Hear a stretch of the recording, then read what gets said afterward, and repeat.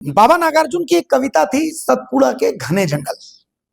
लेकिन अगर सतपुड़ा के घने जंगलों को जब आप याद करते हैं तो आपको सारंडा के घने जंगलों को भी याद करना ही चाहिए। एशिया का सबसे बड़ा साल का जंगल, साल जिसे हम सखुआ कहते हैं, वो सारंडा के जंगल है। और सारंडा का जो जंगल है वो सिर्फ जंगल नहीं है, रत्नगर्भा भी है। वहां का लाल सोना किसी से छिपा नहीं है। और अब सारंडा राजनीति के केंद्र में, लेकिन बहुत जितनी चर्चा इसको मिलनी चाहिए वो चर्चा पता नहीं क्यों मिल नहीं पा रही है। असल में सुप्रीम कोर्ट का हंटर चल रहा है कि भाई सारंडा में अब तक जानवरों को, वहां की इकोसिस्टम को, उसके रख रखाव के लिए वहां पर आपने एक इकोसिस्टम वाला सारंडा वन्य जीव जो अभयारण्य बनना है वो क्यों नहीं बनाया। एक बहुत बड़ा सा इलाका है सारंडा जंगल का, जिसके इकोसिस्टम को सुप्रीम कोर्ट का कहना है कि आप डिस्टर्ब नहीं कर सकते, वहां माइनिंग नहीं कर सकते, तमाम चीजें रुक जाएंगी। अब इसको लेकर के सरकार ने एक कमेटी गठित की कि भाई इसको क्या करना है। 5 मंत्रियों की एक कमेटी है जो कि सारंडा जंगल हेलीकॉप्टर से घूम रहे हैं और हेलीकॉप्टर से घूम करके वो एनालाइज कर रहे हैं कि भाई सारंडा के जंगल में क्या होना चाहिए। सारंडा कभी, अमूमन क्या है कि सारंडा कभी आप जाइएगा तो उसकी नैसर्गिक खूबसूरती में आप डूब जाइएगा। वहां थोलकोबाद है, वहां किरीबुरू है, वहां मेघाहातुबुरू है। लेकिन इन सब में एक चीज और कॉमन है कि वो पर्यटक स्थल के साथ साथ उन तमाम जगहों से लौह अयस्क का खनन होता है। लौह अयस्क सेल निकालता है, लौह अयस्क कई कंपनियां निकालती हैं और वहां से लौह अयस्क की मोटी चोरी भी होती है। बहरहाल देवेंद्र जी हमारे साथ है। देवेंद्र भैया, एक बार आसान भाषा में पहले दर्शकों को समझाइए कि ये सारंडा का विवाद है क्या। सच बताऊं तो मेरे भी समझ में नहीं पड़ रहा कि ये सारंडा का विवाद है क्या। आपने खूबसूरती की चर्चा की सारंडा की, पर उसकी एक बदसूरत तस्वीर भी है।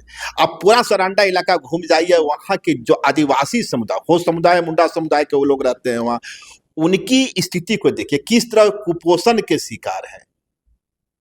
भयंकर कुपोषण से पीड़ित लोग हैं उस इलाके में। जिस धरती के नीचे रत्नगर्भा की चर्चा हम लोग कर रहे हैं, अच्छा लगता है, पर वो रत्नगर्भा धरती अपने ऊपर जो बसे उनके भूमि पुत्र हैं उनका पोषण नहीं कर पा रही, और यही दुर्भाग्य है उस इलाके का। आपने कहा कि सारंडा में का जो मौजूदा विवाद है क्या, दरअसल फॉरेस्ट से रिटायर कुछ फॉरेस्ट डिपार्टमेंट, जो फॉरेस्ट होते हैं, वन विभाग के लोग सुप्रीम कोर्ट जाते हैं। उनके द्वारा एक याचिका दायर की जाती है कि इस पूरे सारंडा के जंगल को वाइल्ड लाइफ सेंचुरी बनाया जाए, ताकि यहाँ का जो वन जीव है उनका सुरक्षा हो सके।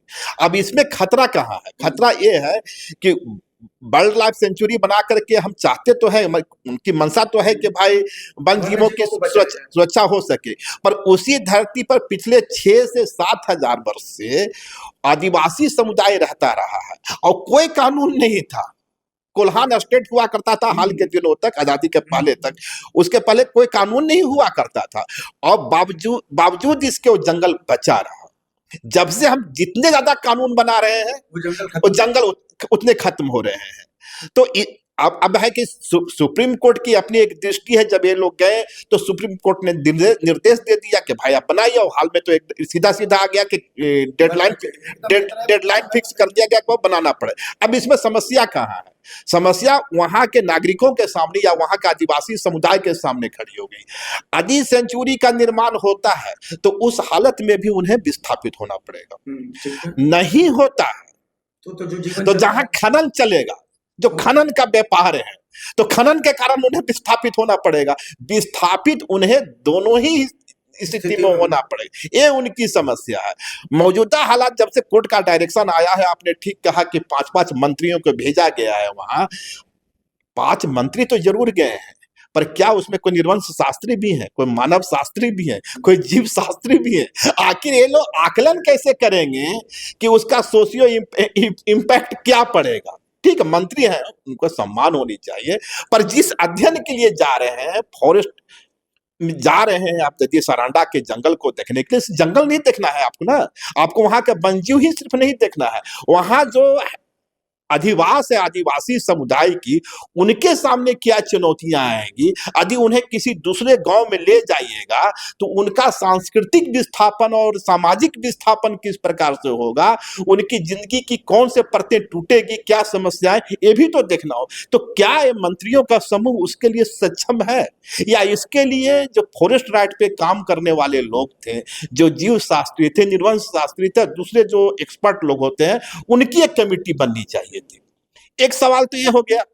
दूसरा, जिस तरह से वहां के गांव से प्रतिरोध आ रहा, जब ये मंत्रियों का समूह गया, जन सुनवाई हुई, उस जन सुनवाई कहना बेहतर होगा कि भाई इसका सोशियो इकोनॉमिक इम्पैक्ट क्या पड़ेगा।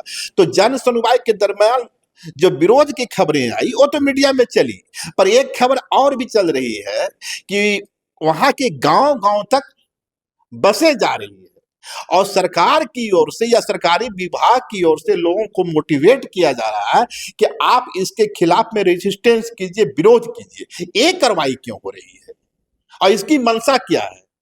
क्या सरकार भी नहीं चाहती है कि वहां सेंचुरी का निर्माण हो? और ये सरकार नहीं चाहती थी तो सरकार को इनिशिएटिव शुरू में लेना चाहिए था। जब सुप्रीम कोर्ट में हलफनामा दायर कर रही थी उसी समय इस पक्ष को रखा जाना चाहिए था, पर उसमें तो आप रखे नहीं, उसमें तो आपने हलफनामा दे दिया। अब सुप्रीम कोर्ट पूछ रही है कि आप बना कब रहे हैं, तो उस पर आप अब जो है सब ये कर रहे हैं। और एक मजेदार तथ्य और भी है इसमें, गोवा गोलीकांड का नाम सुने हो? 14 तारीख को है देवेंद्र मांझी का शहादत दिवस है। देवेंद्र मांझी ने उस मनोहरपुर के इलाके में 40 गांव बसाए थे उस दरमियान। अब जब उनके पास अभी तक जो वनाधिकार कानून है उसके तहत उन्हें पट्टा नहीं दिया गया है, तो सबसे पहली मार तो 40 गांव पर पड़ जाएगी, क्योंकि उनके पास कोई लीगल डॉक्यूमेंट नहीं है। तब लीगल डॉक्यूमेंट नहीं है तो 40 गांवों को तो तुरंत विस्थापित कर दीजिएगा और उनके बदले में आप उनके पुनर्वास भी नहीं दे सकते क्योंकि लीगल डॉक्यूमेंट है नहीं। तो एक तो समस्या वहां हो जाएगी। जो जेएमएम की पूरी पॉलिटिक्स रही है, जिसम गुरु का जो संघर्ष रहा है वो इसी जल जंगल जमीन का तो रहा है। अब 40 गांव यदि कोई सरकार उजाड़ती है और वो भी जेएमएम की सरकार जो जंगल बचाने, जंगल की लड़ाई लड़ती रही है, देवेंद्र नाथ मांझी उसका सबसे बड़ा चेहरा हुआ करते थे। यदि उसके रिज्म में 40 गांव तो ये हो गया, बाकी दूसरे गांव में भी स्थिति निर्मित होगी, तो यदि उन्हें हटाया जाएगा, विस्थापित किया जाएगा, तो पूरे झारखंड की पॉलिटिक्स बदल जाएगी और जेएमएम कटघरे में खड़ी हो जाएगी। एक समस्या तो ये है। दूसरी बात है कि मधु कोड़ा के जमाने तक इलेक्ट्रो स्टील और रुंगटा को वहां दिया गया था एमओयू साइन हो, उस एमओयू को अभी तक कैंसिल नहीं किया गया है। आदि 2 टर्म हो गए जेएमएम की सरकार को, जेएमएम नहीं चाहती थी कि वहां माइनिंग हो, तो उसको कैंसिल कर देना चाहिए था। आज भी वहां के लोगों पर तलवार लटक रही है। वो जेएमओयू साइन हुआ था मधु कोड़ा के जमाने में, मधु कोड़ा जेल का हवालात खा करके बाहर निकल गए, लेकिन वहां के नागरिकों पर तलवार लटक रही। ये सारे कॉम्प्लिकेशन है वहां।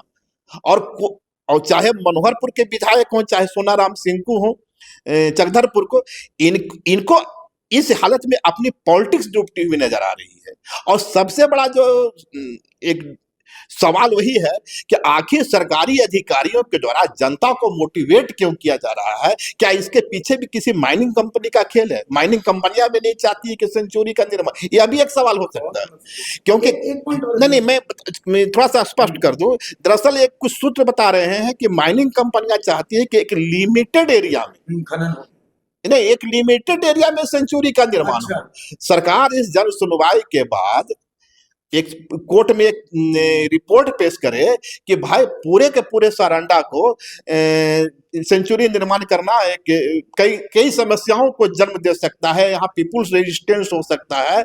तो उस हालत में हम एक लिमिटेड एरिया में सेंचुरी का निर्माण कर, जब लिमिटेड एरिया में सेंचुरी का निर्माण होगा तब क्या होगा कि उसके बाहर के जो सारे खदान हैं वो मुक्त हो जाएंगे और फिर खनन का व्यवसाय चलता रहेगा। तो इसके पीछे एक बड़ा खेल यह भी होता नजर आ रहा है। अच्छा, ये सारंडा का जो जंगल का इलाका है, सारंडा जंगल, जहां तक झारखंड की बात कर रहा हूँ, उड़ीसा में भी कुछ हद तक फैला है, लेकिन मैं झारखंड की बात कर रहा हूँ। झारखंड में जहां तक सारंडा फैला हुआ है, चूंकि कहते तो लोग हैं कि भाई खूंटी तक पहुंचता है सारंडा जंगल की हदें, ये तमाम 5वीं अनुसूची के इलाके हैं। तो क्या इन 5वीं अनुसूची के इलाकों में सुप्रीम कोर्ट का या राज्य सरकार का अधिकार बनता है कि वो सुप्रीम कोर्ट जो है वो वहां से आदेश दे दे कि सरकार तय कर दे डेडलाइन कि भाई यहाँ पर वाइल्ड लाइफ सेंचुरी बन जाए। नहीं नहीं, इसमें होना क्या, 5वीं अनुसूची के एरिया तो ये खुट्टी वाला इलाका पड़ रहा है, और जो मनोहरपुर और चकधरपुर का इलाका है वो दरअसल कुल्हान स्टेट हुआ करता था, और उसके लिए बिल्किंसन रूल है, बिल्किंसन रूल है। तो बिल्किंसन रूल, और आपको याद होगा कि जब देश की आजादी प्राप्त हुआ था उसके बाद कुल्हान स्टेट के लोग चल गए थे कॉमनवेल्थ चले गए थे, क्या कहते भाई ये तो स्टेट मेरा है, हम लोग तो भारत में मर्जी नहीं, भारत में है, अभी भी इसकी मांग उठती रही है।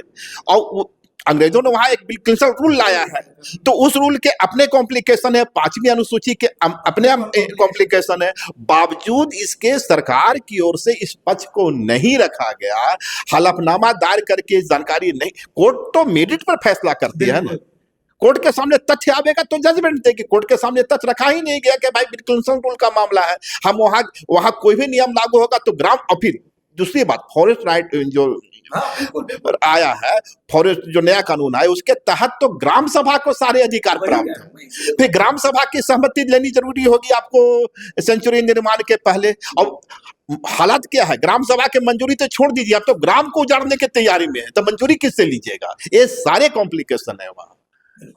तो देखिए ये बड़ा कॉम्प्लिकेटेड मामला है, और कॉम्प्लिकेटेड मामला जहां पर होता है इन कॉम्प्लिकेशंस को समझना बहुत जरूरी है। देवेंद्र जी से हमने इन्हीं कॉम्प्लिकेशंस को समझने की कोशिश की कि सारंडा में जो वाइल्ड लाइफ सेंचुरी बनाने की बात है, तो भाई वाइल्ड लाइफ सेंचुरी जो आप बोल रहे हैं, सुप्रीम कोर्ट वहां से फैसला कर रहा है कि भाई सरकार डेडलाइन करे, सरकार की तरफ से हलफनामा दाखिल कर रहा है, लेकिन सवाल यह है कि ये जो पूरा कोल्हान का जो इलाका है जहां पर सारंडा है, उस सारंडा जंगल के बासिंदों का क्या कहना है, किसी ने उनसे बात करी? और सबसे बड़ी बात कि वहां पर जो सुप्रीम कोर्ट की जो गाइडलाइन है, राज्य सरकार की जो गाइडलाइन है, वो किस हद तक वहां पर एप्लीकेबल है, ये भी तो आपको समझना पड़ेगा। तो कुल मिलाकर के इन पेचीदगियों को लेकर के हमने बात की, आपके पास भी इससे जुड़े कोई तथ्य हो तो हमें कमेंट्स में जरूर बताएं। राज्यपाल की भूमिका भी बढ़ जाएगी ना, 5वीं अनुसूची का एरिया है, बिल्किंसन रूल का एरिया है, तो इस मामले में राज्यपाल की भूमिका होगी क्या? राज्यपाल चूंकि राज्यपाल यहाँ के आदिवासी समुदाय और जो 5वीं अनुसूची बिल्किंसन रूल का जो एरिया है उसके अभिभावक है, और एक अभिभावक क्या चाहेगा कि उनके सामने उनके जो नागरिक हैं वो उजड़ जाए या उनकी जिंदगी में दुश्वारियां आए? तो यही है।